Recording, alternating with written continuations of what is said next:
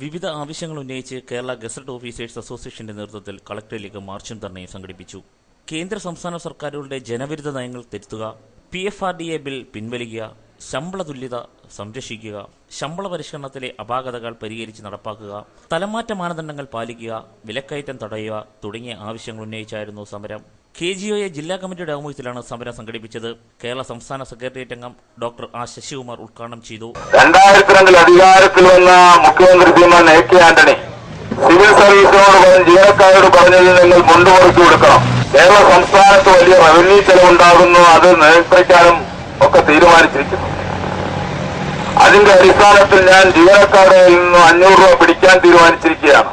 അങ്ങനെ പിടിച്ചുകൊണ്ട് അത് ഇവിടുത്തെ സാധാരണക്കാരായ കർഷകർക്കും കർഷക തൊഴിലാളികൾക്കും കൊടുക്കുന്നു എന്നാണ് പറഞ്ഞത്. നമുക്കറിയാം 2001, 2006 കാലഘട്ടത്തിൽ കേരളത്തിലെ കർഷക തൊഴിലാളി പെൻഷൻ പോലും നൽകിയില്ല.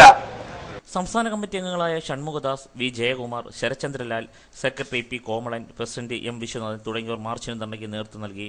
ജില്ലാ കമ്മിറ്റി ഓഫീസിന് മുന്നിൽ നിന്നാണ് പ്രകടനം ആരംഭിച്ചത്. ന്യൂസ് ബ്യൂറോ, കൊല്ലം.